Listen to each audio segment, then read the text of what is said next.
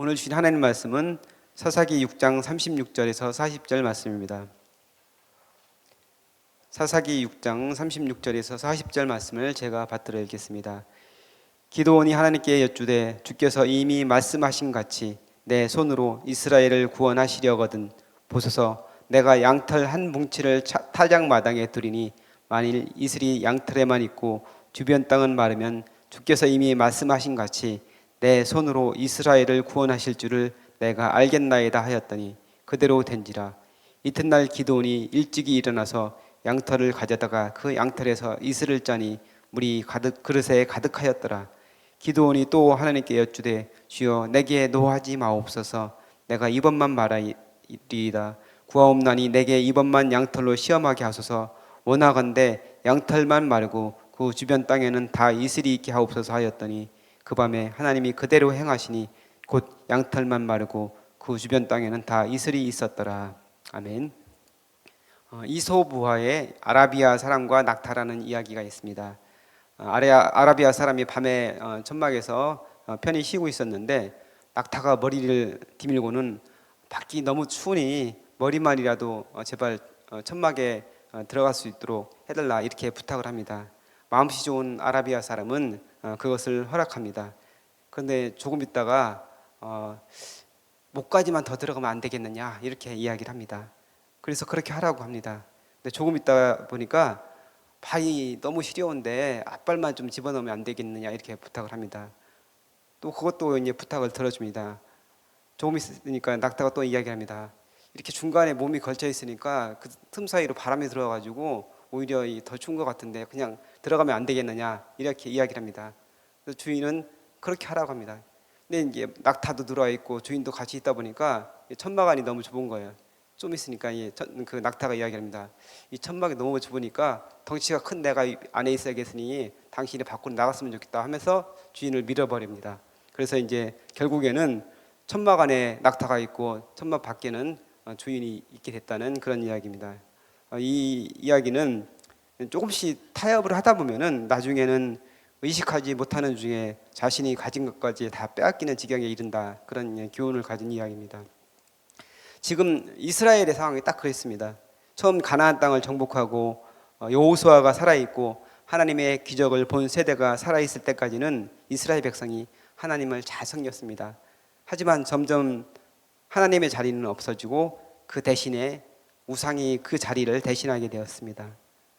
하나님께서 애굽에서 종살이하며 고통 중에 부르짖던 이스라엘 백성이 불쌍해서 수많은 기적을 통해서 구원하시고 가나안 땅에 정착하게 하셨건만 이스라엘은 그 하나님을 버리고 이제는 가나안 신들을 섬기고 있었던 것입니다. 정복하고 깨뜨려야 할 우상인데 오히려 바알의 제단을 만들고 아세라상을 만들어 섬기고 있었던 것입니다. 그렇게 버젓이 우상을 섬기고 있으면서 6장 30절을 보면은 오히려 하나님의 명에 따라 바알의 제단을 파괴하고 아세라를 찍어버린 기드온을 죽이려고 하고 있는 상황에 있었던 것입니다. 자신들의 영적 상태가 어떤 상황인지조차 깨닫지 못하고 있었던 것입니다. 요한계시록 3장 14절 이하에 라오디게아 교회에 편지하며 경고했던 말씀과 같은 그 상황이 바로 이스라엘 백성의 상태입니다. 내가 말하기를 나는 부자라 부유하여 부족한 것이 없다 하나 내 곤고한 것과 가련한 것과 가난한 것과 눈먼 것과 벌거벗은 것을 알지 못하는도다. 내가 너를 권하노니 내게서 불로 연단한 금을 사서 부유하게 하고 흰옷을 사서 입어 벌거벗은 수출을 보이지 않게 하고 안약을 사서 눈에 발라 보게 하라. 아멘. 영적으로 죽어있는 이스라엘은 눈이 멀어서 자신들의 상황을 제대로 보지 못하고 있었습니다. 우상을 버리고 하나님께 돌아와야 하는데 엉뚱한 해결책을 찾고 있었던 것입니다. 어찌 보면 지금 우리의 모습이 그렇지 않습니까? 예배에 빠지지 않고 나오고 또 여러 가지 신앙적인 겉모습은 있지만 하나님만 바라고 신뢰하는 것이 아니라 엉뚱한 것을 의지하고 매여 있지는 않은지 자신을 돌아봤으면 좋겠습니다. 하나님을 나의 왕, 나의 주인으로 모시고 늘 그 음성에 순종하며 살아야 하는데 그 자리에 다른 것들이 들어와 내 마음을 빼앗고 있지는 않은지 돌아보는 시간이 되면 좋겠습니다. 이렇게 우매한 이스라엘 백성을 깨닫게 하시려고 하나님께서는 미디안 족속을 도구로 사용하셔서 징계하십니다. 7년 동안 미디안을 섬기게 하셨는데 그들은 파종할 때가 되면은 메뚜기 같이 몰려와서 다 빼앗아 갔기 때문에 그 고통이 무척 심했다고 6절 서두에 보면은 말씀하고 있습니다. 하나님께서는 미디안으로 고통 중에 부르짖는 이스라엘을 위해서 기도원을 부르셨습니다. 그리고 구원하게 하셨습니다. 여리고성을 점령하고 모든 것을 쓸어버렸던 용맹스러웠던 이스라엘, 모든 가나안 족속들이 두려워서 벌벌 떨었던 그 이스라엘은 이제 없어지고 무서워서 벌벌 떨고 있는 그 이스라엘 백성만 남아서 그 점점 쪼그라 버린 그 이스라엘 백성만 지금 남아 있는 것입니다. 미디안 사람들이 이제는 그 미디안 그 사람들이 와서 자기들을 괴롭히니까 그것이 무서워가지고 굴 속에 숨어버리는 그런 신세가 되고 맙니다. 모든 사람들이 두려움에 파묻혀 있었던 때에 하나님께서는 한 사람을 부르셨습니다. 애굽의 공주 아들의 신분을 완전히 잊고 양치기로 40년을 지내면서 자신은 아무것도 아니라고 생각하던 모세를 부르셨던 것처럼 하나님께서는 그렇게 한 사람을 부르십니다. 모세처럼 기드온도 자신에 대해서 아무것도 아닌 존재로 생각하고 있었습니다. 가장 약한 집안에 가장 작은 사람으로 자신을 인식하고 있었습니다. 소심하고 두려움이 많은 사람으로 미디안 사람에게 들킬까 봐 무서워서 포도주 틀에서 밀타작을 하고 있었습니다. 원래 타작은 이 바람이 부는 곳에 이렇게 날려가면서 해야 겨는 날아가고 이제 알맹이가 이제 떨어지는 건데, 이 바람이 잘 부는 곳에 타작하지 않고 이제 막혀 있는 포도주 틀에서 몰래 숨어서 타작을 하고 있었던 것이죠. 그 정도로 그는 두려움이 많은 사람이었습니다. 하지만 하나님께서는 기드온에게 미디안을 치는 도구로 사용하시겠다 이렇게 말씀하셨습니다.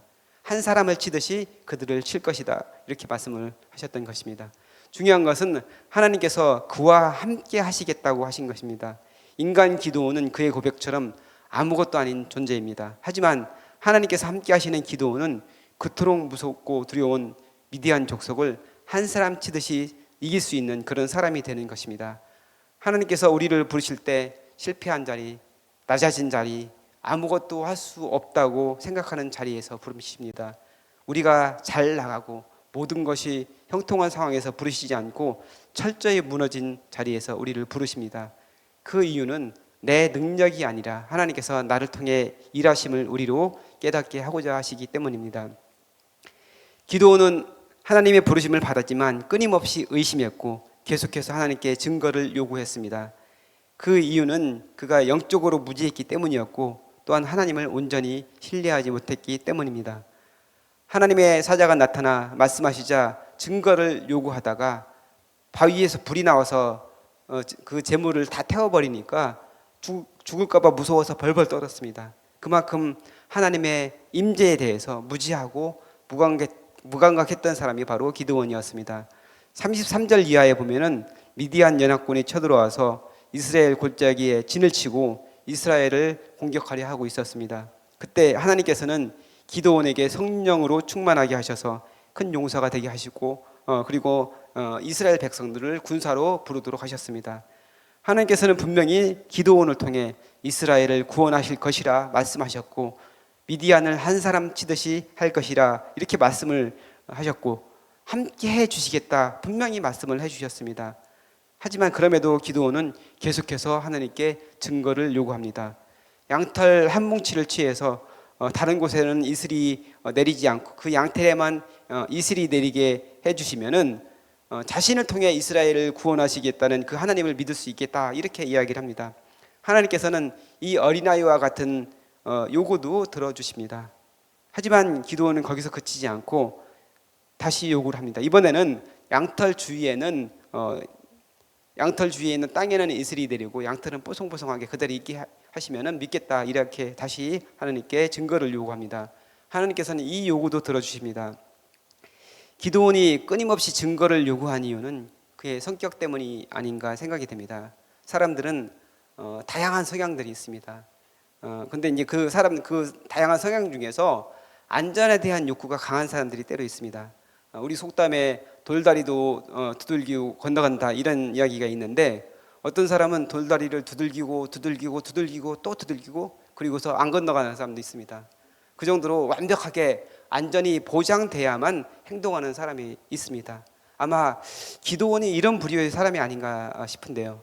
기도원의 이런 모습은 자신의 마음속 가득히 채우고 있는 두려움 때문입니다. 하나님께서 나를 들어 쓰시겠다고 했는데 만일 사람들이 자신을 따르지 않으면 어떻게 하지? 만일 전쟁에 나갔는데 생각처럼 승리하지 못하면 어떻게 하지? 이런 그 수많은 두려운 마음이 자신을 가득 채우기 있었기 때문입니다. 하나님께서는 그러한 기도원에게 확신을 주시기 위해 증거를 확실하게 보여주십니다. 중요한 전쟁을 앞두고 두려움이 있으면 승리할 수가 없습니다. 두려움을 버리고 확신을 가지고 전쟁에 임해야 승리할 수 있는 것입니다.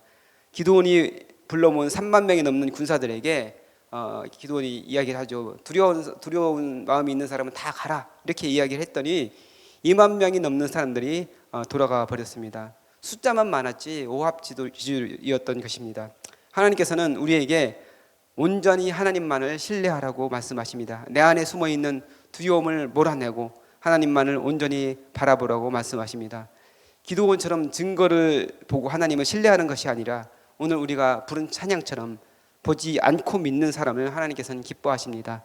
어떻게 두려움을 극복할 수 있을까요? 바로 살아있고 생명력 있는 하나님의 말씀을 통해서입니다. 온 세상을 창조하시고 다스리시는 하나님께서 분명히 나와 함께 하신다 말씀하셨습니다. 하나님이 함께 하시면 아무것도 아닌 내가 큰 용서가 될 수 있다는 사실을 기억하시기 바랍니다. 하나님의 손에 붙들린다면 그 어떤 것도 할 수 있음을 기억하고 온전히 주님을 바라보는 저와 여러분 되시기를 간절히 축원합니다. 다 같이 기도하겠습니다. 거룩하시고 자비로우신 하나님, 영적으로 둔감하여 지금 처해진 상황을 보지 못하는 어리석음을 용서하여 주옵소서. 끊임없이 의심하고 흔들리는 모습을 보인 기도원과 같은 우리의 모습을 고백합니다. 우리 속에 있는 두려움을 몰아내고 생명의 말씀을 온전히 붙들기 원합니다. 승리를 주시는 주님을 온전히 바라보고 의지하게 하여 주옵소서. 감사드리며 우리를 구원하신 예수님의 이름으로 기도합나이다. 아멘. 이 시간 다음과 같은 기도 제목으로 기도하겠습니다. 지금 들은 말씀이 내 삶으로 이어지게 하옵소서. 또 다른 희년 3년의 복이 우리 말씀상 공동체에 풍성하게 임하게 하옵소서. 공예배의 자리를 지키고 매일의 말씀 묵상과 7인 소그룹 묵상 나눔을 통해 하나님의 사람으로 온전히 세워지게 하옵소서. 구교고 십교고 여름 사역을 통해 다음 세대가 하나님을 경험하고 믿음 위에 굳게 서게 하여 주옵소서. 인도네시아 단기 선교 준비 과정을 축복하시고 모든 필요를 채우시고 살아 역사하시는 하나님을 경험하며 영혼을 살아가는 마음이 더욱 깊어지게 하옵소서. 몸과 마음이 아픈 이들, 믿음이 연약하여 흔들리는 이들을 붙잡아 주셔서 주님의 은혜와 사랑을 경험하고 감사하며 살게 하옵소서. 우리나라의 정치 경제가 안정되게 하시고 하나님의 정의와 평화가 강물같이 흐르게 하옵소서. 공동기도문의 기도 제목과 여러분 가지고 나오신 기도 제목을 따라 기도하시다가 자유롭게 들어가시기 바랍니다. 기도하겠습니다. 살아계신 아버지 하나님,